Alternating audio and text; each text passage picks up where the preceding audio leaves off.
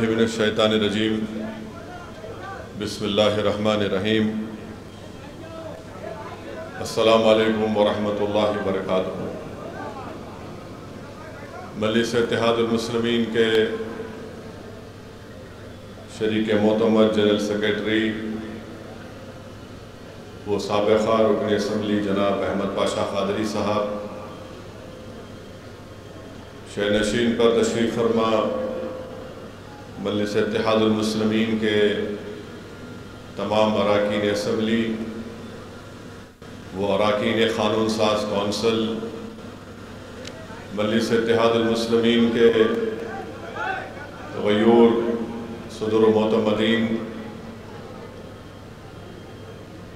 اراکین مجلس اتحاد المسلمین و اراکین بلدیہ، معزز بزرگان قوم اور ملت، ہماری عزتدار ماں اور بہنوں، میں آپ تمام کو مجلس اتحاد المسلمین کی 66 یوم تاسیس پر اپنی جانب سے اور مجلس اتحاد المسلمین کے تمام اراکین کی جانب سے آپ تمام کو مبارکباد پیش کرتا ہوں، اور مجھے یقین ہے کہ انشاءاللہ تعالی اللہ سبحانہ و تعالی اپنے فضل اور کرم سے مجلس اتحاد المسلمین کو صبح قیامت تک آباد اور شاداب رکھے گا۔ مجھے یقین ہے کہ انشاءاللہ تعالی اللہ سبحانہ و تعالی نبی کریم صلی اللہ علیہ وسلم کے صدقہ طفیل میں اس جماعت کی طاقت کو نہ صرف تلنگانہ، بہار یا مہاراشٹر بلکہ انشاءاللہ تعالی ہندوستان کی سب سے بڑی ریاست اتر پردیش اور دیگر ریاستوں میں بھی انشاءاللہ تعالی اللہ مجلس اتحاد المسلمین کو اپنی کامیابیوں سے ہمکنار کیا، اور بھی مستقبل میں انشاءاللہ تعالی اللہ مجلس اتحاد المسلمین کو کامیابی سے ہمکنار کرے گا۔ ہم 66واں یوم تاسیس منا رہے ہیں، اور الحمدللہ آج کا دن ہم کو موقع دیتا ہے کہ ہم اپنے مجلس کے ان مرحوم قائدین کو یاد کریں جنہوں نے 66 سال پہلے فخر ملت علیہ الرحمہ عبدالواحد اویسی کی قیادت میں مجلس اتحاد المسلمین کی شروعات کی۔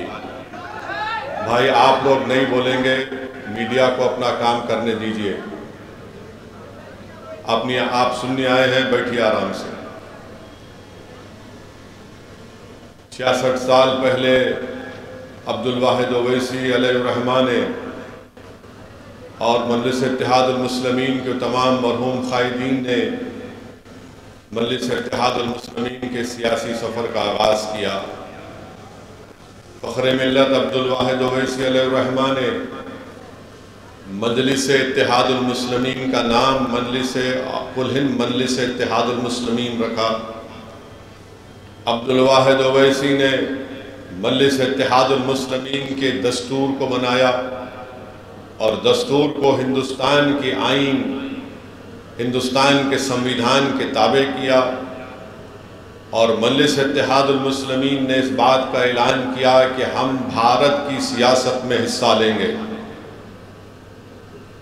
اور ہمارا مقصد یہ ہے کہ بھارت کے آئین اور سمویدھان میں جو رائٹ ٹو ایکوالٹی کا ذکر کیا گیا ہے، جو فریڈم آف ریلیجن کا ذکر کیا گیا ہے، جو بھارت کی آئین میں اقلیتوں کے لیے جو ان کی بات کی گئی ہے آئین کی دفعہ 29 اور 30 کے تحت، جو بھارت کی پریامبل میں لبرٹی، ایکوالٹی، جسٹس اور فریٹرنیٹی کی بات کی گئی ہے، آزادی، بھائی چارگی، انصاف کی بات کی گئی ہے، ہم اس کو حاصل کریں گے۔ اسی جگہ سے عبدالواحد اویسی علیہ الرحمہ نے جو جامع نظامیہ کے ایک عالم دین بھی تھے اور اپنے وقت کے ایک مایہ ناز وکیل بھی تھے، جنہوں نے دارالسلام کو حاصل کرنے کے لیے 1 سال 2 سال نہیں بلکہ کئی سال قانونی جنگ لڑی اور دارالسلام کو انہوں نے حاصل کیا۔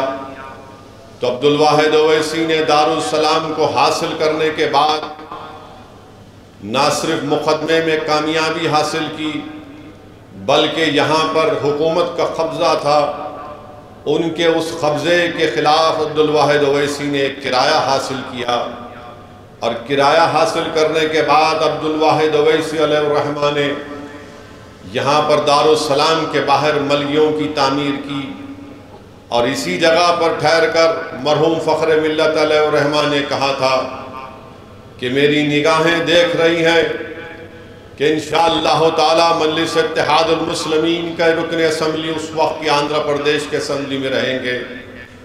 عبدالواحد اویسی نے کہا تھا کہ میری نگاہیں دیکھ رہی ہیں کہ انشاءاللہ تعالی ہمارے اراکین بلدیہ منتخب ہوں گے۔ عبدالواحد اویسی نے کہا تھا کہ میری نگاہیں دیکھ رہی ہیں کہ انشاءاللہ تعالی ہمارے ملک کی پارلیمنٹ میں مجلس کے اتحاد المسلمین کا نمائندہ جائے گا۔ عبدالواحد اویسی نے اپنے خواب کو بیان کیا اور کہا کہ میری نگاہیں دیکھ رہی ہیں کہ ہم ہندوستان کے آئین کی دفعہ 30 کے تحت اقلیتوں کے لیے تعلیمی ادارے قائم کریں گے۔ یہ سب باتیں عبدالواحد اویسی نے اس وقت کہی تھیں جب عوام میں ڈر اور خوف کا ماحول تھا۔ پولیس ایکشن کے پرآشوب دور کے بعد مجلس اتحاد المسلمین نے اپنی سیاسی جدوجہد کے سفر کا آغاز کیا، تو جتنے اس زمانے کے عقل مند رئیس زادے تھے، دولت مند تھے، جو دلی میں بیٹھ کر، جو آج بھی دلی میں بیٹھ کر ہمارا سودا کرتے ہیں، ان تمام نے کہا کہ یہ کون شخص ہے جو دیوانگی کی گفتگو کر رہا ہے اور اس طرح کی باتیں کر رہا ہے، مگر اللہ نے عبدالواحد اویسی کے اس خواب کو پورا کیا۔ اللہ سبحانہ و تعالیٰ نے عبدالواحد اویسی کی جدوجہد میں اللہ نے برکت دی۔ میں لاکھوں سلام پیش کرتا ہوں عبدالواحد اویسی رحمت اللہ علیہ اور ان کے تمام ساتھیوں پر۔ میں سلام پیش کرتا ہوں سالار ملت اور ان کے تمام مرحوم ساتھیوں پر کہ انہوں نے جو محنتیں اور جستجو کی، جو قربانیاں پیش کی، آج اس کا نتیجہ ہے کہ آج مجلس اتحاد المسلمین کو یہ مقام اور موقف حاصل کیا۔ میں اس موقع پر خراج عقیدت پیش کرتا ہوں مجلس اتحاد المسلمین کے ہزاروں اور لاکھوں محبان کو جو آج اس دنیا میں نہیں ہے۔ میں اللہ سے دعا گو ہوں کہ اللہ سبحانہ و تعالی ہمارے تمام مرحوم قائدین کو، مجلس اتحاد المسلمین کے تمام مرحوم صدر معتمدین اور اراکین کو، اراکین اسمبلی کو، اراکین بلدیہ کو، اللہ ان کی مغفرت فرمائے، اللہ ان کی خبروں کو نور سے بھر دے۔ میرے عزیز دوستوں اور بزرگوں، یہی سالار ملت کی دور اندیش قیادت تھی کہ جس کی بنا پر مجلس اتحاد المسلمین نے تعلیمی ادارے قائم کیے۔ یہی سالار ملت کی بے باک قیادت تھی جس نے بھارت کی سیاست میں مجلس اتحاد المسلمین کو ایک منفرد مقام حاصل کرنے میں موقع عطا کیا۔ یہی سالار ملت کی سوچ تھی کہ آج جب سالار نے مرکز سیاسی کہا تو مجلس کے مخالفین نے اس کا مذاق اڑایا، مگر آج لوگ جان رہے ہیں کہ مرکز سیاسی کی اہمیت کیا ہے۔ جب عبدالواحد اویسی نے کہا تھا کہ ہم سیاست میں حصہ لیں گے، تو اس وقت عبدالواحد اویسی کے ساتھ صرف مولوی اسماعیل رحمت اللہ علیہ، انہوں نے تامل ناڈو اور کیرلا میں کہا تھا کہ ہم اپنی سیاسی جماعت بنائیں گے، تو دکن کی سرزمین پر عبدالواحد اویسی نے کہا تھا کہ ہم اپنی سیاسی جماعت بنائیں گے۔ دنیا نے دیکھ لیا کہ مولوی اسماعیل اور مولوی عبدالواحد اویسی رحمت اللہ علیہ نے جو کام برسوں پہلے کیا تھا، آج وہ کامیابی کی طرف وہ سفر اپنا طے کر رہا ہے۔ مگر جن لوگوں نے لکھنؤ کے رفاع عام کلب میں کھڑے ہو کر بھارت کے اس وقت کے مسلمانوں سے کہا تھا کہ ہم سیاست میں حصہ نہیں لیں گے۔ رفاع عام کلب لکھنؤ میں کھڑے ہو کر کہا تھا کہ بھارت کی سیاست میں حصہ نہیں لیں گے، ہم صرف ووٹ ڈالنے والے بنیں گے، اپنے سیاسی قیادت کو نہیں بنائیں گے، ہم ایک مخصوص سیاسی پارٹی کا ساتھ دیں گے۔ بتاؤ، جنہوں نے رفاع عام کلب میں کھڑے ہو کر ہم کو کہا تھا کہ ہم سیاست سے دستبردار ہوں گے، بتاؤ کس نے کامیابی حاصل کی؟ اگر رفاع عام کلب میں کھڑے ہو کر وہ معزز حضرات نے جو بات کہی وہ کامیاب ہیں، یا مولوی اسماعیل یا عبدالواحد اویسی کی سوچ آج کامیاب ہو رہی ہے؟ میرے بھائی، بھارت کی جمہوریت میں سیاست میں حصہ لینا ضروری ہے، اور یہی پیغام مجلس اتحاد المسلمین دیتی آئی ہے۔ آج مجلس کے تعلیمی ادارے ہیں، آپ کی ایک پہچان ہے، آپ کی ایک شناخت ہے۔ پورا ملک اگر دیکھتا ہے تو آپ کی طرف دیکھتا ہے، مجلس کی طرف، کہ دیکھو مجلس کیا بولتی ہے اس مسئلے کے اوپر۔ الحمدللہ، اگر آج اسد الدین اویسی کو جو اللہ نے اپنے فضل سے، اپنے کرم سے، نبی کریم صلی اللہ علیہ وسلم کے صدقے طفیل میں اللہ نے جو مقام دیا، اللہ سبحانہ وتعالیٰ نے اہل بیت کے صدقے میں، پنج تن کے صدقے میں، اولیاء اللہ کے صدقے میں اللہ نے جو مقام دیا، میرے بھائی یہ تمام آپ کی محنتیں ہیں، ہمارے بزرگوں کی محنتیں ہیں۔ لوگ بولتے ہیں اسد الدین اویسی تم سرزمین حیدرآباد کو چھوڑ کر کیوں جاتے ہو؟ میرے بھائی، میں نے اپنے بچپنے میں کہیں پر پڑھا تھا کہ ایک دیوانہ تھا کسی گاؤں میں، جو یہ سوچتا تھا کہ ہم کو اس گاؤں سے دوسرے گاؤں کو جانے کے لیے 3 پہاڑوں کو عبور کر کے جانا پڑے گا۔ تو آخری میں اس نے کہا کہ اب میں ان 3 پہاڑوں کو کاٹوں گا۔ زندگی اس میں گزر گئی، ایک پہاڑ کاٹ دیا، دوسرا پہاڑ کاٹ رہا تھا، اس کا انتقال ہو گیا۔ جب وہ اپنے بسترے مرگ پر تھا تو لوگوں نے اس سے پوچھا کیا کیا تو نے؟ زندگی لگا دی ان پہاڑوں کو کاٹنے میں، دیکھ تو نے کیا حاصل کیا؟ تو اس مرنے والے شخص نے کہا کہ میں جانتا ہوں کہ اب میں زندگی کے آخری منزل کے قریب پہنچ چکا ہوں، مگر میں اطمینان کی موت حاصل کروں گا، میں آرام سے اس دنیا سے چلا جاؤں گا، اس اطمینان سے چلا جاؤں گا کہ 3 پہاڑوں میں سے کم اللہ نے مجھے موقع دیا 1.5 پہاڑ کو کاٹنے کا۔ میرے مرنے کے بعد جو آنے والی نسل آئے گی وہ ان پہاڑوں کو کھاڑ کر پھینک دے گی اور اپنا راستہ بنائے گی۔ تو یاد رکھو، ان پہاڑوں کو ہٹانا آپ کا اور ہمارا کام ہے۔ اگر میں جا رہا ہوں میرے عزیز دوستوں اور بزرگوں، تو آپ کی اتحاد، آپ کی دعائیں، بزرگوں کی سرپرستی، ہمارے مرحوم قائدین کی قربانیاں مجھے پکار کر کہتی ہیں کہ 66 برس پہلے ہم نے اس چراغ کو جلایا تھا، 66 برس پہلے ہم نے 11 مہینے کی جیلوں کو برداشت کیا، 66 برس پہلے جب ہم نے مجلس کے پرچم کو بلند کیا تو ہمارے گھر کے اکاؤنٹ بند کر دیے گئے، ہماری اولاد پر پینے کا پانی بند کر دیا گیا، ہم نے جیلوں کی صحبتیں برداشت کی، ہم نے الزامات کا سامنا کیا، ہم تنے تنہا کھڑے ہو کر وقت کے حکمرانوں سے مقابلہ کیا۔ خبردار، ہماری قربانیوں کو رائگاں جانے مت دینا۔ تم ہماری قربانیوں کو ہم کو زندہ سمجھتے ہو تو اس سفر کو لے کر آگے بڑھو۔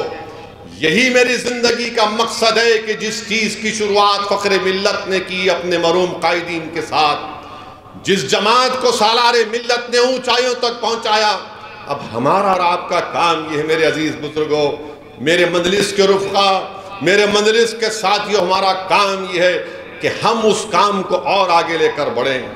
یقیناً الزامات کا سامنا کرنا پڑتا ہے، یقیناً ہم پر انگلیاں اٹھائی جائیں گی، کیچڑ پھینکا جائے گا، مگر میرے بھائی 66 برس پہلے دارالسلام نہیں تھا، 66 برس پہلے یہ تعلیم ادارے نہیں تھے، 66 برس پہلے یہ 44 اراکین بلدیہ، یہ 7 اراکین اسمبلی، 2 رکن پارلیمان، بہار میں آپ کے رکن اسمبلی، مہاراشٹرا میں آپ کے 2 رکن اسمبلی، آپ کے رکن بلدیہ گجرات میں، رکن بلدیہ اتر پردیش میں، مدھیہ پردیش میں، آندھرا میں، کرناٹکا میں کچھ نہیں تھا۔ اس وقت ہمارے مرحوم قائدین نے اس سفر کا آغاز کیا۔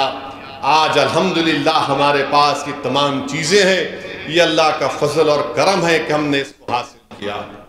تو ہمارے مرحوم قائدین کو اگر ہم زندہ سمجھتے ہیں، ان کو مردہ نہیں ہونا دینا چاہ رہے اگر ہم، تو ہمارا کام یہ ہے کہ ہم جدوجہد کرتے رہیں۔ یقیناً الزامات تو لگتے رہے اور لگتے رہیں گے، مجھے اس کی کوئی پرواہ نہیں ہے، کیونکہ میرے مرنے کے بعد یہ الزام لگانے والے میری خبر میں نہیں آئیں گے۔ یہ میرے مرنے کے بعد جب حشر کا میدان بنے گا جس میں سب کھڑے ہوں گے، الزام لگانے والے نہیں آئیں گے۔ میرے اعمال اور رسول اللہ صلی اللہ علیہ وسلم کے صدقے طفیل میں مجھے اور آپ سب کو شفاعت ملے گی۔ تو اپنے حوصلوں کو بلند رکھیے، اپنے حوصلوں کو بلند رکھیے، ڈرنے اور گھبرانے کی ضرورت نہیں ہے۔ ہم کو آگے بڑھنا ہے، ہم کو کامیابیاں حاصل کرنا ہے، ہم کو الیکشن لڑنا ہے۔ 66 سال کا سفر، اگر کوئی دوسری سیاسی پارٹی ہوگی تو بولے گی کہ ہم اتنے بار پاور میں آئے، ہم اتنے بار پاور میں نہیں رہے، یہی بتائیں گے آپ کو۔ مگر ہم یہ کہتے ہیں کہ 66 برس کے سفر میں ہم نے کئی حکومتوں کو دیکھا جنہوں نے مجلس سے ٹکرایا مگر مجلس باقی رہی، ان کو اللہ نے شکست دیا۔ 66 برس کے سفر میں کئی ہمارے مجلس کے ساتھیوں نے ہم کو چھوڑا، ہم سے غداری کی، مگر لوگ غداروں کو، دھوکے بازوں کو یاد نہیں رکھتی۔ عوام یاد رکھتی ہے اپنی جماعت کو، عوام یاد رکھتی ہے اپنی سیاسی طاقت کو، اپنے اتحاد کو۔ تو میرے عزیز دوستوں اور بزرگوں، ہم کو اور آپ کو آگے بڑھنا ہے۔ یقیناً مخالفین مجلس اس وقت بھی تھے جس وقت عبدالواحد اویسی اراکین شورا کو جمع کیے، مخالفین مجلس نے شورا کو لے کر چلے گئے تھے۔ جس وقت جلسہ ہو رہا تھا پسل بنڈے کے اوپر، راتوں رات شورا کو لے کر بھاگ گئے، پورے کے پورے غائب ہو گئے پورے۔ تو عبدالواحد اویسی رحمت اللہ علیہ نے عوام سے کہا کہ میں آپ سے رضا نامزدگی چاہتا ہوں، میں آپ سے اجازت چاہتا ہوں۔ تو اس وقت بھی مخالفین مجلس نے اپنے اخبار میں لکھا تھا کہ اویسی نے شورا کو چورا کر دیا۔ تو میرے بھائی، مخالفین ہر دور میں رہیں گے۔ یاد رکھیے، ابو جہل ابو لہب کی اولاد صبح قیامت تک رہے گی۔ یزید کے چاہنے والے، یزید کے چیلے صبح قیامت تک رہیں گے۔ میر جعفر، میر صادق ہمیشہ تھے اور رہیں گے، مگر ہمارا کام یہ ہے کہ جیسا کہ احمد پاشا قادری نے کہا کہ ہم حسینیت کے پرچم کو بلند کرنا ہمارا کام ہوگا۔ ایثار اور قربانیوں کو دے کر ہم نے مقام کو حاصل کیا۔ ہم نے کوئی چمن میں چل کر یا پبلک گارڈن میں چل کر یہاں تک نہیں پہنچے، ہم خاک اور خون کے دریاؤں سے گزرنا پڑا، جیلوں میں بیٹھ کر اپنی مجلس کی کامیابی کے لیے دعائیں کرنی پڑی، پولیس کی لاٹھیاں کھانی پڑی، تب جا کر اللہ نے ہم کو مقام دیا۔ تو میرے عزیز دوستوں اور بزرگوں، میری عزت دار ماں اور بہنوں، مجلس اتحاد المسلمین کے سفر کو ہم کو اور آپ کو لے کر آگے بڑھنا ہے۔ یقیناً آنے والے دنوں میں پارلیمنٹ کا الیکشن ہے۔ میں اپنے مجلس کے رفقاؤں سے اپیل کروں گا کہ پہلے سے زیادہ میں آپ سے گزارش کر رہا ہوں کہ آج یا ایک ہفتے میں یا 12 مارچ کے بعد پارلیمنٹ کے الیکشن کے تاریخ کا اعلان ہوگا۔ میں آپ سے صرف یہی اپیل کر رہا ہوں کہ 60 دن آپ اور ہم دن رات ایک کر دیں اور مجلس اتحاد المسلمین کی اس کامیابی کو، اپنی برتری کو، اپنے اتحاد کی نشانی کو اور مضبوط کریں، اور مجلس اتحاد المسلمین کو ہم کو کامیابی سے ہمکنار کرنا ہے۔ میں اپنی جماعت کے تمام اراکین سے، صدر و معتمدین سے، معزز صدر و معتمدین سے اپیل کر رہا ہوں، چاہے وہ حیدرآباد میں ہو، اورنگ آباد میں ہو، مہاراشٹرا میں ہو، یا بہار یا سیمانچل کی اس غیور سرزمین پر ہو، یا اتر پردیش میں ہو، میری آپ سے اپیل ہے کہ میں آپ سے 55-50 دن ہم کو محنت کرنا، ہم کو دوبارہ اپنی جماعت کو کامیاب اور کامران کرنا ہے۔ اور میں مخالفین مجلس سے بھی بڑی ادب کے ساتھ ان سے کہہ رہا ہوں، خاص طور سے وہ مخالفین کے لیے جن کو اللہ نے دولت دی، آپ نے اپنی بزنس کے طور پر اپنا ایک پروڈکٹ بنایا آپ نے، اور آپ اپنی دولت کو مجلس کے خلاف استعمال کر رہے ہیں۔ میں بڑی محبت سے آپ سے عرض کر رہا ہوں، اگر یہ آپ کا بزنس کا پروڈکٹ ہے، یہ مجلس پروڈکٹ نہیں ہے، یہ ہمارے آنسوؤں کی نشانی ہے، یہ ہم نے جو خون بہایا یہ نشانی ہے ہماری، جو ہمارے بزرگوں نے خاک اور خون کے دریاؤں میں گزر کر اس جماعت کو بنائی ہے، ان کی نشانی ہے، یہ ہمارے اتحاد کی نشانی ہے میرے بھائی۔ یہ بھارت میں ایک انمول چیز ہے، یہ ہماری نشانی ہے، ہماری پہچان ہے، ہماری شناخت ہے۔ یاد رکھو، اگر ہم تمہارے پروڈکٹ کے پیچھے پڑ گئے تو تمہارا کیا ہوگا؟ تو سمجھو اس بات کو، اپنے پروڈکٹ پہ بچاؤ، اس کو اور لے کے بڑھو، مجھے کوئی فکر نہیں ہے، مگر یہ میرا نہیں ہے، یہ قوم کی امانت ہے، یہ غریبوں کی امانت ہے، یہ دلتوں کی آواز ہے، کمزوروں کی آواز ہے۔ یاد رکھو، اگر تم اپنے پروڈکٹ کو لے کر مجلس اتحاد المسلمین جیسی چٹان جماعت سے مقابلہ کرو گے تو پروڈکٹ چکنا چور ہو جائے گا، پروڈکٹ چکنا چور ہو جائے گا اور جماعت باقی رہے گی۔ میں نہیں رہوں گا، میں زمین کی غذا بن جاؤں گا، مگر جماعت رہے گی انشاءاللہ تعالی۔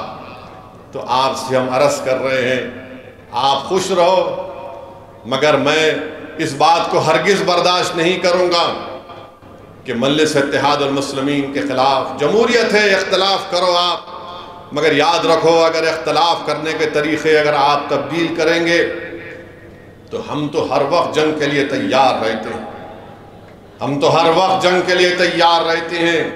مجھے کھل کر بولنا پڑے گا کہ تم کس کے اشاروں پر کام کر رہے ہو، اور میں ان سے بھی کہنا چاہ رہا ہوں جو بہت سینہ تان کر بغل میں ہاتھ ڈال کر بول رہے ہیں، پیارے مجلس اتحاد المسلمین نے MP سیٹ کو 84 میں اللہ نے مجلس کو کامیاب کیا، مخالفین مجلس اتحاد المسلمین نے 96 میں کوشش کی تھی، 2009 میں بھی کوشش کی تھی، مجلس میدان میں تھی، ہے اور رہے گی انشاءاللہ تعالی۔ مجلس 84 میں کامیابی حاصل کی، مجلس 96 میں کامیابی حاصل کی، مجلس 2009 میں بھی کامیابی حاصل کی، اور انشاءاللہ تعالی 2024 میں بھی پہلے سے زیادہ اکثریت کے ساتھ انشاءاللہ تعالی مجلس اتحاد المسلمین کامیابی حاصل کرے گی۔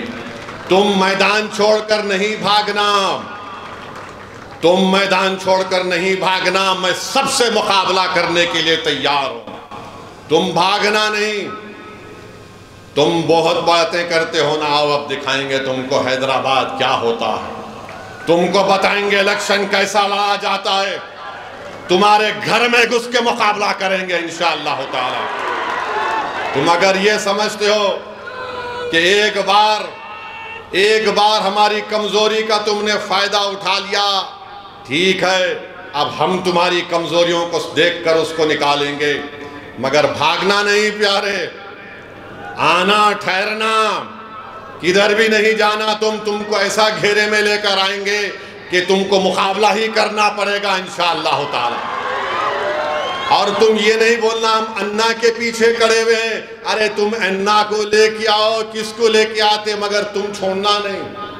میرے بھائی، مجلس کی مخالف ہمیشہ تھے، آج اس دنیا میں باز نہیں ہے، چلے گئے اپنے ارمانوں کو لے کر، مجلس کی مخالفت میں اپنے بستر مرگ تک پہنچ گئے، مگر اللہ نے جماعت کو آباد اور شاداب رکھا۔ یہ وہی لوگ ہیں جو مجلس کو کمزور دیکھنا چاہتے ہیں۔ مجلس کیا ہے میں بتاتا ہوں آپ کو، مجلس نے عوام کو بیدار کیا، شعور کو بیدار کیا، اسی لیے ہر بھارت کے کونے میں کوئی کہتا ہے کہ کیوں اقلیتوں کے بجٹ میں میرے حصے کو کم کر دیا جا رہا ہے، میرا حصہ کب ملے گا؟ مجلس بولتی کیا کیے؟ ارے مجلس یہ کیے کہ آج عوام کہہ رہی کہ میرے حصے کا کیا ہوگا۔ مجلس نے یہ بیداری پیدا کی کہ آج نوجوان اٹھ کر کہہ رہا ہے کہ ہم تمہاری پارٹی یا تمہارے ان لوگوں کے لیڈروں کے ممنون اور مشکور نہیں ہیں. آج بھارت ہمارا ہے. مجلس اس شعور کو بیدار کیا کہ CAA کا قانون غلط ہے. مجلس نے شعور کو بیدار کیا کہ مسلمانوں کو، دلتوں کو تعلیم حاصل کرنا ضروری ہے. مجلس نے یہ شعور بیدار کیا کہ سیاسی طاقت کے ذریعے ہم اپنے مسائل کو حل کروا سکتے. ارے مجلس نے تعلیمی ادارے قائم کیے، اسپتال قائم کیا. یہ لوگ اسپتال تو چھوڑو، ایک فارمیسی کی دکان نہیں بنا سکتے. مجلس تو چھوڑو، یہ کچھ نہیں کر سکتے میرے بھائی. یہ الحمدللہ یہ آپ اور ہماری بزرگوں کی اور ہماری محنت ہے کہ مجلس اتحاد المسلمین نے حاصل کیا. اور تیسری بات یہ ہے کہ مجلس کے خلاف کیوں ہیں؟ کیونکہ یہ چاہتے ہیں کہ مودی کے اشارے پر، RSS کے حکم پر مجلس کو کمزور کرنا چاہتے ہیں.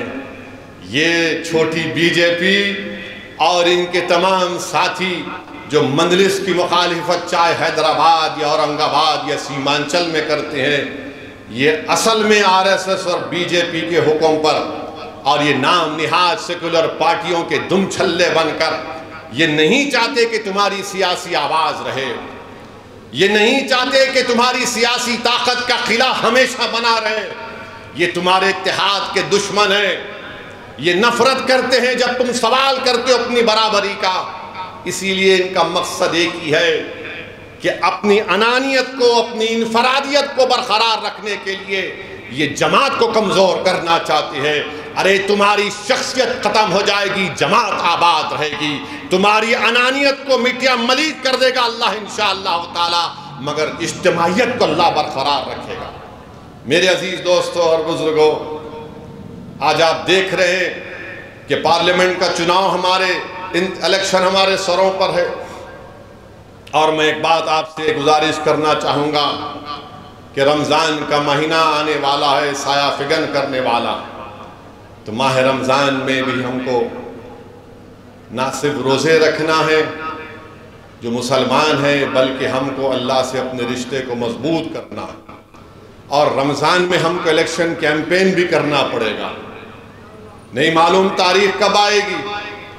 اب کوئی یہ بولیں گا ارے بھائی الیکشن کی تاریخ کا اعلان ہو گیا، رمضان میں کیسے کیمپین کریں گے؟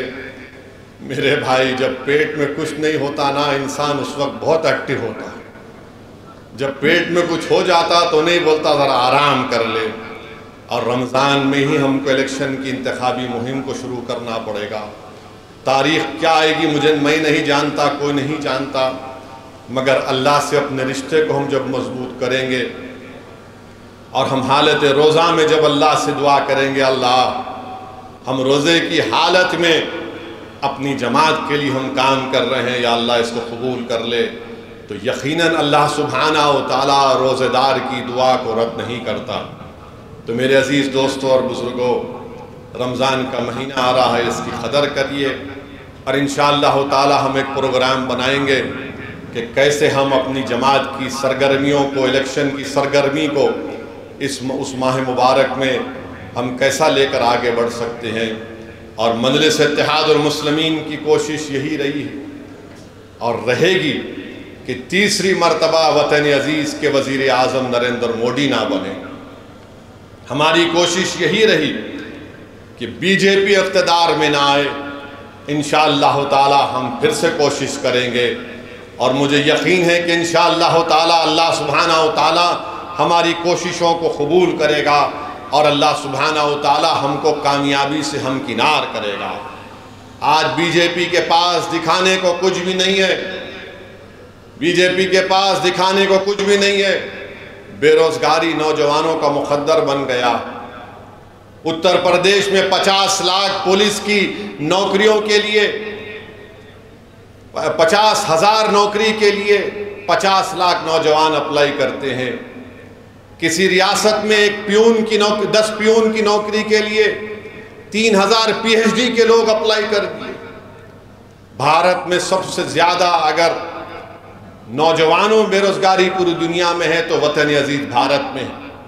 اور ان میں سب سے زیادہ بے روزگار ہیں تو پڑھے لکھے لوگ ہیں۔ اب بتائیے بھارت کے وزیر اعظم نے کیا کیا، مودی نے کیا کیا؟ تو بولیں گے بھائیوں بہنوں اچھے دن آ گئے، وکشت بھارت ہم نے کر دیا، بھارت کا نام روشن ہو گیا پوری دنیا میں۔ نریندر مودی سے ہم کہنا چاہیں گے کہ آپ نے روزگار نہیں دیا بلکہ بے روزگار بنا دیا نوجوانوں کو آپ نے۔ آپ سوچئے تھوڑی دیر کے لیے کہ اسرائیل 30,000 فلسطینیوں کو شہید کر دیا غزہ میں، 20 لاکھ کی آبادی میں 13 لاکھ بے گھر ہو گئے لوگ، اس 30,000 میں 16,000 بچے مر گئے، پینے کا پانی نہیں ہے، کھانے کو کھانا نہیں ہے، اسپتال میں دوائیں نہیں ہیں۔ اور یہ غزہ کے غریب فلسطینی اسرائیل میں جا کر کام کرتے تھے، کیونکہ اسرائیل ان لوگوں کو کام کرنے نہیں دے رہا ہے، غزہ اور ویسٹ بینک کے فلسطینیوں کو۔ تو اسرائیل نریندر مودی سے کہتا ہے کہ ہم کو بھارت سے نوجوان دلاؤ۔ مودی جی یہ کون سا وکشت بھارت ہے کہ اسرائیل میں نوکری کرنے کے لیے جہاں پر جنگ چل رہی ہے بھارت کا نوجوان اپنی جان کو ہتھیلی رکھ کر جا رہا ہے؟ آپ نے روزگار دے دیے، ہزاروں نوجوان بھارت کے کھڑے ہوئے ہیں اسرائیلی کمپنیوں میں نوکری لینے کے لیے، اسرائیل کو جا کر کام کرنے کے لیے۔ کتنا جھوٹ بی جے پی کہتی ہے کہ ہم نے روزگار دے دیا۔ کہاں روزگار دیا آپ نے؟ اگر آپ نے روزگار دیا ہوتا تو ہمارا محمد سفیان نارائن پیٹ کا اور محمد افسان بازار گھاٹ کا کیوں رشیا جاتے؟ وہ گجرات کا ہمارا بیٹا کیوں رشیا جاتا جو آج مر گیا وہاں پر جنگ میں؟ میرے بھائی بے روزگاری بہت بڑا مسئلہ ہے۔ میں بھارت کے نوجوانوں سے اپیل کر رہا ہوں کہ سوچو، سوچ سمجھ کر ووٹ ڈالو۔ یاد رکھو اگر تم بہکاووں میں آ جاؤ گے، جذبات میں آ جاؤ گے تو 5 سال تم کو نوکری نہیں ملی اور 5 سال تم کو تکلیف نہ اٹھانا پڑے۔ ہاں اسد الدین اویسی کا نام لے کر تمہارے دل کو تو خوش کر دیا جا سکتا ہے مگر تمہارے پیٹ کو خوش نہیں کیا جا سکتا۔ اویسی کی نفرت پیدا کر کے تم کو خوش تو کیا جا سکتا ہے مگر تمہارے گھر میں چراغ نہیں جلے گا۔ مسلمانوں کو بدنام کر کے تم کو کچھ جھوٹا پیغام تو دیا جا سکتا ہے مگر تمہارے ماں باپ کے خوابوں کو پورا نہیں کیا جا سکتا۔ ہمارے مسجدوں کو شہید کر کے تمہارے گھر نہیں بن پائیں گے، یاد رکھو۔ میرے عزیز دوستوں اور بزرگوں، یہ بات سب کو سمجھنے کی ضرورت ہے، مگر آج ہم کیا دیکھتے ہیں کہ ہماری شناخت کو ختم کرنے کی کوشش کی جا رہی ہے، مسجدوں کو ہم سے چھیننے کی کوشش کی جا رہی ہے، شریعت پر عمل نہ کرے، یونیفارم سول کوڈ کی بات کی جا رہی ہے، CAA کے قانون کے رولز کو بنا کر ہم کو ہمارے ہی ملک میں کاغذ دکھانے پر مجبور کیا جائے گا۔ میرے بھائی یہ بات میں آپ سے کہہ رہا ہوں، یہ آپ کو سمجھنے کی ضرورت ہے۔ اور لوگ مجلس کے مخالفین بولتے اسد صاحب اگر خاموش بیٹھ گئے تو اچھا ہوگا۔ ارے دیوانے، تیرا باپ جب تیری ماں سے نکاح کرا تو اگر خاموش بیٹھتا تو نکاح نہیں ہوتا، بولنا پڑا، تیری اماں قبول ہے تو پیدا ہوا دنیا میں، بولنا پڑتا نا۔ نکاح جب ہوا، نکاح جب ہوتا ہے، قاضی سے شادی جس کی ہوئی، سسرے کا ہاتھ تمہارے ہاتھ میں، گواہ رہتے، قاضی صاحب پوچھتے قبول ہے؟ ہم نے دولہا بولا قاضی صاحب بولتے کیا ہوگا اس کو، ڈیف اینڈ ڈم تو نہیں ہے بیچارہ۔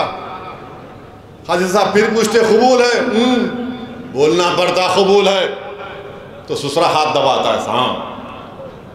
دلہن کو جا کے جب پوچھتے تو دلہن شرماتی، تو دلہن کی خاموشی کو رضامندی بھی تصور کرتے، دولہے کی خاموشی کو رضامندی تصور نہیں کرتے۔ تو اگر دولہے ہے تو بولنا پڑتا، لڑیں گے، انتخابات لڑیں گے، ناانصافی کے خلاف بولیں گے، جدوجہد کریں گے، جستجو کریں گے، مصائب اور مشکلات کو اٹھائیں گے، جھوٹے الزامات کا مقابلہ کریں گے اور حق کو غالب کریں گے انشاءاللہ تعالی۔ یہ ہم کو کرنا ہے۔ اگر مخالفین مجلس نہیں بولنا، ارے دیوانے، پارلیمنٹ میں اگر نہیں بولتے تو حیدرآباد کی عوام ووٹ ڈالتی میرے کو۔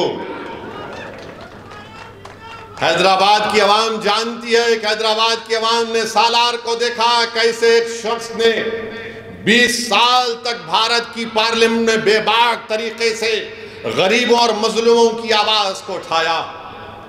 یہ حیدرآباد کا اورنگ آباد اور سیمانچل کی عوام دیکھتی ہے مجھے اور امتیاز جلیل کو اور اختر علی مان کو اسمبلی میں، اور مہاراشٹرا میں مفتی اسماعیل کو اور شاہ صاحب کو دیکھتی ہے کہ کیسا بے باک طریقے سے لوگ اپنے مسائل کو اٹھاتے ہیں، حکومتوں کو مجبور کرتے ہیں۔ اسد الدین اویسی اور امتیاز جلیل نے بھارت کی پارلیمنٹ میں سب سے زیادہ سوال کیے۔ نفرت کیوں ہے مجلس سے؟ یہ بہت پوچھتے ہیں، یہ بہت لڑتے ہیں، یہ بہت حکومت کے سامنے کھڑے ہو کر اپنی بات کو دلیل اور بھارت کے سنویدھان کے دائرے میں رہ کر بولتے، اس لیے ان کو تکلیف ہے۔ میرے بھائی، پارلیمنٹ میں آپ نے دیکھا کہ ہم نے کھڑے ہو کر کہا CAA کا قانون نہیں مانتے، میں نے اس قانون کو پھاڑ دیا۔ دوسرے بھی پھاڑ سکتے تھے، نہیں پھاڑے۔ حیدرآباد کا ایک لفظ ہے، پھاڑنے پہ نہیں بولنا چاہوں گا، آپ کچھ نہیں کر سکے۔ ٹرپل طلاق کا قانون آیا، آپ نہیں بول سکے۔ مودی کے حکومت میں ظلم اور ستم کیا گیا اخلاق پر، انکاؤنٹر بلڈوزر پر کس نے آواز اٹھائی؟ مجلس نے آواز اٹھائی۔ UAPA کا قانون میں ترمیم کی گئی، کس نے خلاف بولا؟ مجلس نے بولا۔ کس نے تائید کی؟ وہ دنیا کے سامنے ہے جو آج ہم کو بولتے ہیں۔ میرے بھائی عزیز دوستوں اور بزرگوں، پارلیمنٹ کا آخری دن، اس لوک سبھا کا آخری دن، حکومت نے ریزولوشن لے کر آیا تو کس نے دنیا کے سامنے کہہ دیا کہ 17 دسمبر 1992 کو بھارت کی پارلیمنٹ میں ہم نے ریزولوشن پاس کر کے RSS، وشو ہندو پریشد، بجرنگ دل کو اس ایوان نے کنڈیم کیا تھا بابری مسجد کی شہادت کو۔ پارلیمنٹ میں سناٹا ہو گیا۔ کس نے بھارت کی پارلیمنٹ میں کہا کہ 22 جنوری کی بنیاد GB پنت نے رکھی، 6 دسمبر کے دن رکھی گئی؟ کس نے بھارت کی پارلیمنٹ میں کھڑے ہو کر کہا کہ بابری مسجد زندہ باد، بابری مسجد زندہ باد؟ تم بھی بول سکتے تھے مگر نہیں بولیں گے۔ سچائی کو بیان کر سکتے تھے۔ بابری مسجد زندہ باد بولنے کا مطلب صرف مسلمان نہیں، بابری مسجد زندہ باد بولنا انصاف زندہ باد بولنے کے برابر ہے، سنویدھان زندہ باد بولنے کے برابر ہے، رول آف لا زندہ باد بولنے کے برابر ہے۔ مگر آپ کچھ نہیں بولیں گے، آپ خاموش بیٹھے رہیں گے اور اقلیتوں سے، دلتوں سے کہیں گے نہیں ہم تمہاری لڑائی لڑیں گے۔ میرے بھائی، آج آپ دیکھ رہے ہیں کہ 5 سال میں مہنگائی آسمان کو چھو گئی، آسمانوں کو چھو گئی مہنگائی، مگر مودی جی پورے دیش میں جا کر بول رہے ہیں وکست بھارت، یہ ہو گیا، فلاں کر دیے، یہ کر دیے۔ نوجوانوں کو یہ فیصلہ لینا ہے، بھارت کا مستقبل نوجوانوں کا ہے۔ اور نوجوانوں یاد رکھو، جو آج 24 سال سے لے کر 40 سال کے درمیان میں نوجوان ہیں، یاد رکھو یہی 10-15 سال بھارت کے پاس ہیں۔ اگر تم کو نوکری نہیں ملے گی تو یاد رکھو 2050 یا 55 سے تمہارے پہ بہت بڑی ذمہ داری دیش پر آ جائے گی۔ اتنے بوڑھے بھارت میں ہوں گے، اتنے بوڑھے ہوں گے کہ ان بوڑھوں کو زندگی کو بچانا پھر تمہاری ذمہ داری بن جائے گی۔ اسی لیے یہ وقت کھو رہے ہیں۔ چین ہماری زمین پر قبضہ کر کے بیٹھا ہے، چین کے خلاف کچھ نہیں بولتے، کوئی نہیں بولتا چین کے خلاف۔ اور لوگ ہم سے پوچھتے مجلس کیا ہے؟ ارے مجلس اصلی ہے، مجلس حیدرآباد اولڈ سٹی ایسا، ارے اولڈ سٹی میں مجلس اصلی ہے، پھر دوسرے کیا ہے؟ نقلی ہے، چائنا کا مال ہے، یہ اصلی ہے۔ چین پر کچھ نہیں بولتے اور ہم کو گالی دی جاتی ہے بی جے پی کے لوگ بولتے روہنگیا یہاں پر، بی جے پی کے لوگ بولتے سرجیکل سٹرائک اولڈ سٹی میں کریں گے، بی جے پی کے لوگ بولتے کوئی مجلس کو کے بارے بولتا ہم ڈیولپمنٹ کریں گے۔ ڈیولپمنٹ کا مطلب کیا ہے؟ پب کھول دینا۔ ڈیولپمنٹ کا مطلب کیا ہے؟ جوئے خانوں کو آباد کر دینا۔ میرے بھائی، ہم ان تمام سازشوں سے جانتے ہیں، یقیناً مجلس اپنی پوری کوششیں کر رہی ہیں، ڈیولپمنٹ ہو، وکاس ہو، یہ پورے کام کروائے جا رہے ہیں۔ اولڈ سٹی کے میٹرو کے سلسلے میں نے چیف منسٹر سے کہا کہ آئیے پرانے شہر میں فاؤنڈیشن سٹون ڈالیے۔ مہاتما گاندھی بس ڈپو سے لے کر فلک نما تک، تو مجھے بتایا گیا کہ آئندہ ہفتے 7 تاریخ کے دن چیف منسٹر آئیں گے فلک نما پر میٹرو کا فاؤنڈیشن ڈالنے کے لیے۔ ویلکم، فاؤنڈیشن سٹون بھی ڈالیے اور کام بھی شروع کرائیے۔ روڈ وائڈننگ کے لیے اور پیسے دیجئے۔ وہ جو 2 برجز کا افتتاح ہم نے کیا تھا ہاکرز کے لیے، اس کا کام شروع کروائیے۔ چیف منسٹر نے ملیس کو بلا کر کہا کہ موسیٰ ندی کے اوپر موسی ڈیولپمنٹ پروجیکٹ کا کام کریے، کون روک رہا آپ کو؟ میرالم تالاب کے اوپر برج کا پلان بنا ہوا ہے، اس کو منظوری دیجئے۔ اولڈ سٹی میں جیل کو نکالیے، یہ چھنچھگڑا جیل کو نکال کر وہاں پر ایک KG to PG کا کمپلیکس بنائیے۔ یہ جو پیٹلا برج پہ سٹی آرم ریزرو ہے اس کو لے کے جائیے باہر، وہاں پر کچھ کریے۔ ارے ہم چاہ رہے ہیں ڈیولپمنٹ، مگر ہمارے مجلس کے مخالفین کو عرفان کا جو مریض ہوتا نا اس کو خالی پیلا دکھتا، بیچارے اس کو دکھتا ہی نہیں کچھ بھی، اس کو دکھتا ہی نہیں کچھ بھی۔ مجلس کے مخالفین اور مجلس کے اراکین میں کیا فرق ہے؟ مجلس کا رکن رات رات بھر محنت کرتا۔ آج صبح میں 6 بجے 5:30 بجے میرے کو فون آیا، ایک بہار کے بیسی کے امام نے کہا کہ میری والدہ کا انتقال ہو گیا، مجھے اپنی والدہ کی لاش کو لے کے جانا ہے بیسی کو۔ میں نے مجلس کے MLC کو فون کیا کہ جاؤ فوراً نمس کو جاؤ، بیسی کے امام صاحب کی والدہ کا انتقال ہوا، ان کی لاش کے پورا پیپر ورک کراؤ۔ مجلس کام کرتی، مگر مجلس کے مخالفین کیا ہے؟ میں فیس بک لائیو کر رہا ہوں، آ جاؤ۔ فیس بک لائیو کرتے، اس کے بعد اپنے آپ کو بولتے میں ارطغرل غازی ہوں۔ 1 گھنٹے کا فیس بک لائیو اور میں ارطغرل غازی ہوں۔ اچھا ارطغرل غازی ہیں آپ، 2 گھنٹے کا فیس بک لائیو۔ ارے دیوانے، یا 66 سال کی محنت ہے یہاں پر، یہ ہمارے خاک اور خون کی قربانیاں ہیں یہاں پر، اور یہ فیس بک لائیو کر کے بڑا تیر مار لیا، بہت کام کر لیا۔ ایک ڈسپنسری تم نہیں کھول سکتے، تمہارے بڑے لوگ اپنے ارمانوں کو لے کر اس دنیا سے چلے گئے مجلس کو کمزور کرنے کی، مگر ہم میں بھی اپنی کمزوریوں کو دور کرنا ہے۔ میں میرے اراکین سے اپیل کروں گا کہ غرور مت کریے، اچھا بات کریے، عوام کی خدمت کرنے کے جذبے کو اور مضبوط کریے، اور یاد رکھیے ہم نے جو ہمارے بزرگوں سے سکھا، کوئی دارالسلام کو آئے یا کوئی آپ کے پاس آئے، وہ انسان ہے، مذہب مت دیکھو، مذہب مت دیکھو۔ کوئی ہندو ہوگا، دلت ہوگا، مسلمان ہوگا، نہیں ہوگا، عیسائی ہوگا، بیکورڈ کلاس کا ہوگا، مگر انسان ہے، اس کا کام کرنا پڑے گا۔ اور یہ دارالسلام گواہ ہے کہ یہاں پر ہم بیٹھ کر بلا لحاظ و مذہب ملت کام کرتے آئے ہیں، اور انشاءاللہ تعالیٰ کام کرتے رہیں گے۔ تو میری آپ تمام سے اپیل ہے۔ ہاں، ایک اور بات بولنا بھول گیا، یہ آج کل یہ اتراکھنڈ میں UCC کا قانون لایا گیا۔ ارے کیا قانون ہے وہ؟ اس میں ہمارے ہندو بھائیوں میں، نارتھ میں زیادہ، ساؤتھ میں نہیں، ان کے پاس شادی نہیں ہو سکتی اگر کوئی ماں کا رشتہ دار رہا یا باپ کا رشتہ دار رہا، پروہیبیٹڈ میرج بولتے۔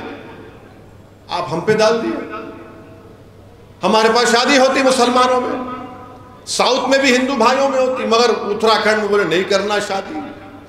اور آپ نے کہا کہ 2010 میں جس کی شادی سب رجسٹر کرنا، اب جس کی شادی ہو گئی اپنے رشتہ داروں نے کیا کرنا؟ میں نریندر مودی جی سے پوچھنا چاہ رہا ہوں، یہ جو ہندو انڈیوائیڈڈ فیملی کا ٹیکس ریبیٹ صرف ایک ہی کمیونٹی کو کیوں ملتا، مسلمانوں کو کیوں نہیں ملتا؟ دیجئے نا، 3000 کروڑ روپیہ آپ نے دے دیا، اس میں ٹیکس ریبیٹ میں میرے کو بھی دو۔ میرے عزیز دوستوں اور بزرگوں، اتراکھنڈ میں UCC مقصد ایک ہی ہے کہ مسلمانوں کی مذہبی شناخت کو ختم کر دیا جائے، ہم اپنی شریعت پر عمل نہ کریں، اور آپ اپنے مذہب کے قانون کو ہم پر کیسے مسلط کریں گے؟ آپ ریسٹیٹیوشن آف کنجوگل رائٹس کا کیا مسئلہ ہے بتائیے؟ ڈیورس کا طریقہ ایک مذہب میں الگ ہے، اسلام میں الگ ہے۔ اسلام میں شادی ایک کانٹریکٹ ہے، اور کانٹریکٹ کبھی دونوں پارٹیز بیٹھ کر ختم کر سکتے ہیں، مگر آپ اپنی مذہبی تعلیمات کو ہم پر مسلط کر رہے ہیں۔ یہ آرٹیکل 25 کا وائلیشن ہے، اور کیسا UCC اتراکھنڈ کا UCC ہو ہی نہیں سکتا۔ UCC پورے ملک میں ہونا، بلکہ یہ UCC نہیں ہے، یہ صرف مسلمانوں کو اپنے مذہب سے دور کرنے کی کوشش اتراکھنڈ کی حکومت کر رہی ہے۔ آرٹیکل 25 کا وائلیشن، ٹرائبل پر اطلاق نہیں ہوگا تو رائٹ ٹو ایکوالٹی کا وائلیشن ہے یہ۔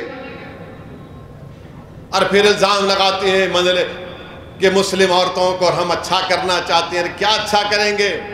کیا کوئی BJP کا نیتا جا کر بلقیس بانو سے معافی چاہ سکتا ہے؟ آپ مسلم خواتین سے بڑی محبت کی باتیں کرتے ہیں، پسماندہ مسلمان کی باتیں کی جاتی ہیں۔ بتاؤ جتنے گھر توڑے گئے کس کے توڑے گئے؟ بلڈوزر استعمال ہوا تو پسماندہ مسلمانوں کے گھروں پر استعمال ہوا۔ میرے عزیز دوستوں اور بزرگوں، CAA کے قانون کے رولز بنائے جانے کا BJP کہہ رہی ہے۔ میں پھر سے کہہ رہا ہوں، CAA بنے گا تو یہ آج BJP ایسے دم چھلوں کو تیار کری ہے، ان چمچوں کو جو ٹوپیاں پہن کر آ کر بول رہے نہیں CAA سے کچھ نہیں ہوتا۔ دیوانے، تو ضمیر بیچ سکتا ہے BJP RSS کی چوکٹ پر، مر تو سچائی کو نہیں چھپا سکتا۔ CAA کو دیکھنا ہے تو NPR کے ذریعے دیکھنا پڑے گا، اور CAA ہوگا تو NPR کہے گا کہ لاؤ کاغذ لاؤ، اپنے دادا کا برتھ سرٹیفکیٹ دکھاؤ۔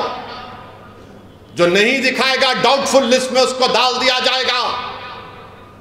اور سب سے زیادہ تکلیف ہوگی بھارت میں مسلمانوں کو، دلتوں کو، آدیواسیوں کو۔ کوئی بھی جا کر NPR NRC کے ذریعے کہے گا کہ اسد الدین اویسی یا فلاں جس کا نام مسلمان ہوگا، یہ ڈاؤٹ فل ہے، برڈن آف پروف آپ پر گرا دیا جائے گا۔ یہ کام BJP بھارت میں کرنا چاہتی ہے، اور یہ لوگ کہتے نہیں کچھ نہیں ہوگا۔ ارے ہم جانتے ہیں CAA کو NPR NRC کے سامنے رکھ کر دیکھنا پڑے گا۔ میں بھارت کے مسلمانوں سے اپیل کر رہا ہوں، دیکھو ان باتوں کو۔ میں جذبات میں لانے کے لیے نہیں کہہ رہا ہوں، سچائی بیان کر رہا ہوں۔ اور RSS BJP کے لوگ بولیں گے اویسی بھڑکاؤ بھاشن دے رہا ہے، نہیں دے رہا ہوں۔ اویسی بنگلہ دیش، پاکستان اور افغانستان کے سکھوں کو سٹیزنشپ نہیں دینے کی بات کر رہا ہے، نہیں کہہ رہا ہوں، دو ان کو قانون ہے، مگر یہ CAA مذہب کی بنیاد پر بنایا گیا۔ سب کو شہریت مل جائے گی سوائے مسلمان کے۔ اسی لیے میں کہہ رہا ہوں آپ کو چوکنا رہنا پڑے گا۔ اسی لیے آپ سے کہہ رہا ہوں کہ مجلس سے مخالفت، یہ مخالفین یہی کرنا چاہتے ہیں کہ CAA آ جائے، ہم اپنی مسجدوں کو کھو دیں، متھرا کی مسجد کو کھو دیں، کاشی کی مسجد کو کھو دیں۔ ارے کون ہے دیوانہ جو ٹی وی کے چینل پر بیٹھ کر بولتا ہے کہ چلیے آپ کے پاس کورٹ کا آرڈر تو آ گیا، مسجد کو تو ہاتھ مت لگائیے؟ کیوں؟ مسجد تمہارے باپ کی ہے، مسجد تمہارے باپ کی ہے۔ تمہارے اماں کی جہیز میں مسجد آئی تھی جو تم ٹی وی چینل پر بیٹھ کے بولتے ہیں؟ دیوانے سمجھ، اپنے ایمان کا سودا کرنا ہے کر لے، تجھے ضمیر بیچنا ہے بیچ لے، مگر مسجد کے تو سودا مت کر۔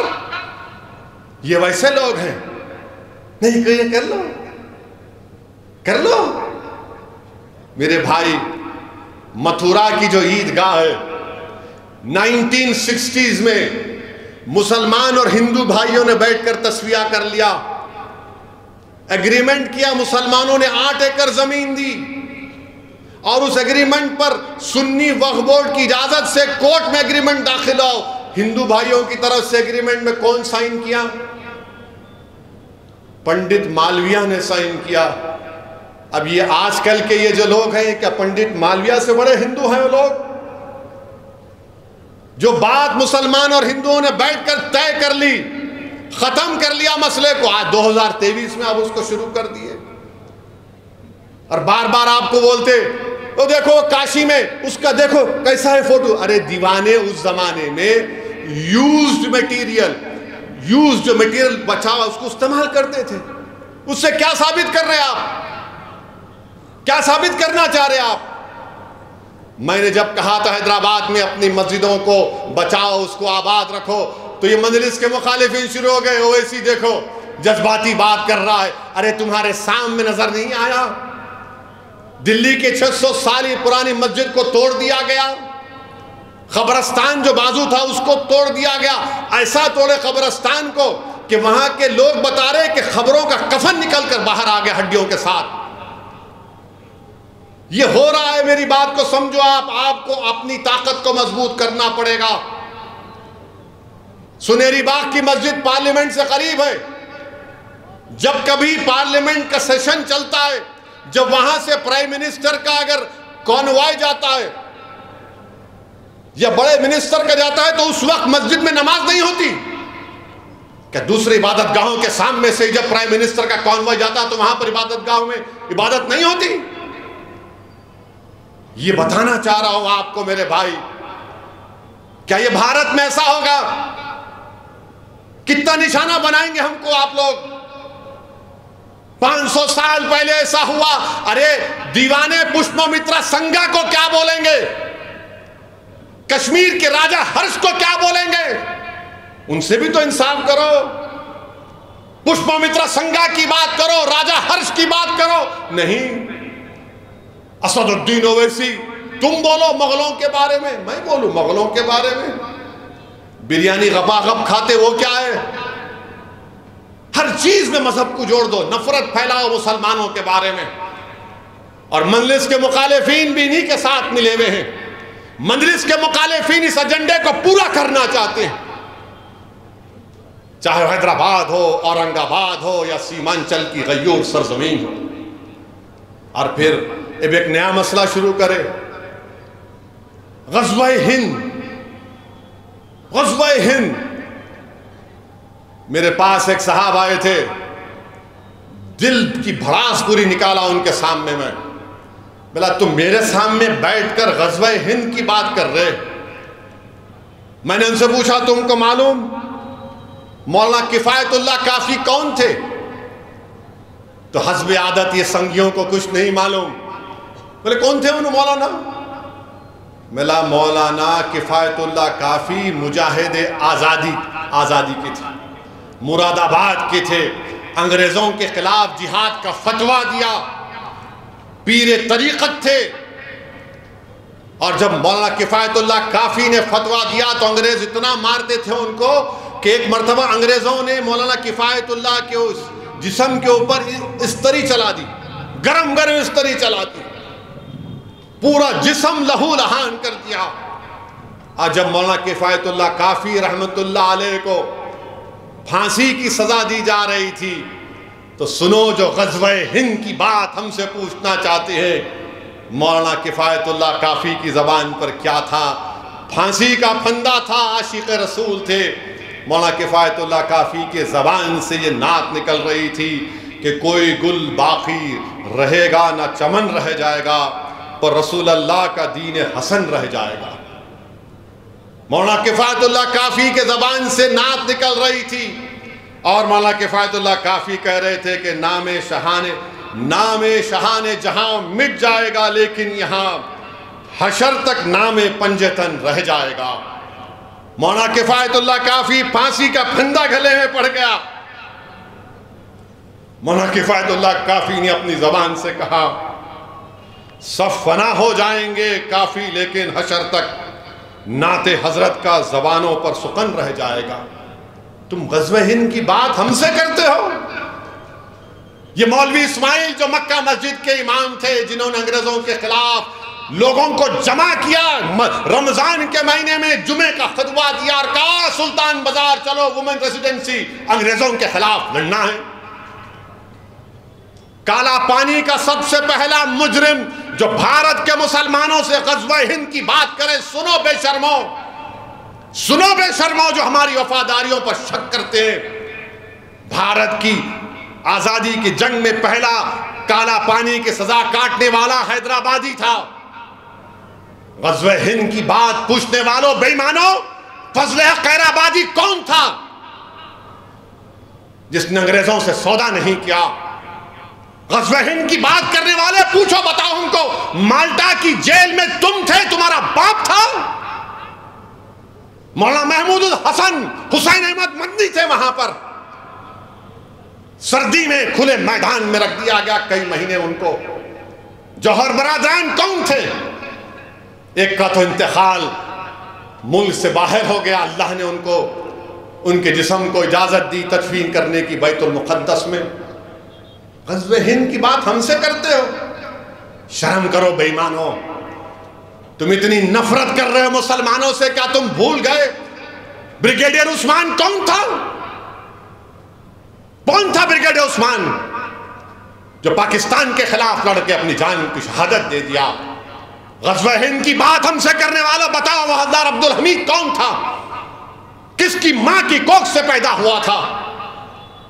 میرے عزیز دوستوں اور بزرگوں، پھر ایک اور بات بولتے ہیں کہ مسلمان بچے بہت پیدا کر رہے، جھوٹ ہے، جھوٹ ہے۔ میں اس لیے کہہ رہا ہوں کہ کبھی یہ لوگ اگر بولے، ان سے کہہ دینا کہ مسلمانوں میں جو گروتھ ریٹ ہے، گروتھ ریٹ مسلمانوں کا گرا ہے، ہمارے ہندو بھائیوں کا بھی گرا ہے۔ فرٹیلیٹی ریٹ ہمارے بہنوں کا، بیٹیوں کا، ہندو اور مسلمانوں کے فرٹیلیٹی ریٹ میں خالی 0.4% کا فرق ہے۔ یہ B J P R S S بولتی ہے، مخالف مجلس بھی ان کے ہاتھ میں ہاتھ ملا کر ہاں ہاں ہاں کرتے۔ بھارت میں مسلمانوں کی آبادی 18.8% پر رک جائے گی۔ کب رکے گی؟ 2021 میں ہمارے ہندو بھائیوں کی آبادی سٹیبلائز ہو جائے گی 2061 میں 74.7۔ اب آپ بتائیے کیا ہے؟ اور پھر انہوں بولتے بچیوں کی شادی، ارے بچیوں کی شادی گورنمنٹ کا ڈیٹا 18 سال میں ہوتی، اور پھر یہ بولیں گے نہیں 2-3 شادی کرتے۔ میرے بھائی گورنمنٹ کا 2006 کا ڈیٹا ہے، ہندو بھائی 1.7، مسلمان 2.5، دونوں کر رہے، دونوں کر رہے۔ اب جو کر کے نہیں رکھتے ان کو کیا بولیں گے؟ سمجھے؟ نہیں سمجھے تم؟ جو کر کے نہیں رکھتے ان کو کیا بولیں گے؟ ان کے بارے میں بات ہی نہیں کرتے، کیونکہ انہوں پپا جی ہے، ہم ملا جی ہیں۔ اسی لیے ہم بول رہے کہ یہ جھوٹا پروپیگنڈا ختم کرو B J P R S S والوں، یہ چلنے والا نہیں ہے۔ یہ آپ بھارت کے نوجوانوں کو، بھارت کے وزیر اعظم نے ان کو بے روزگاری ان کا مقدر بنا کر رکھ دیے۔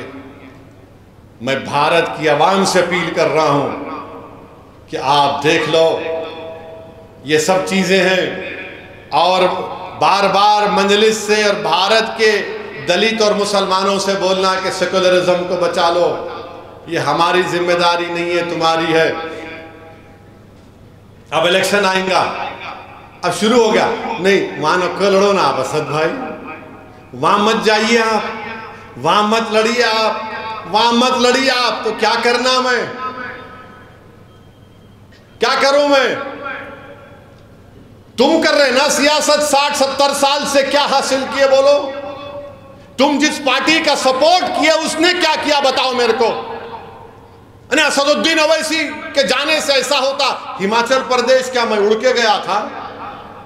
ہماچل پردیش میں کانگریس اور بی جے پی میں 12 MLA کا فرق تھا، غائب۔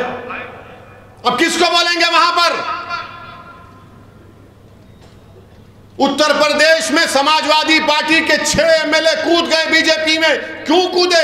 کیونکہ بی جے پی نے ایک اعلیٰ ذات اپر کاسٹ کے ہندو کو ٹکٹ دیا راجیہ سبھا کا، تو سب بولے ٹھاکر ہے، پنڈت ہے، چلے جائیں گے۔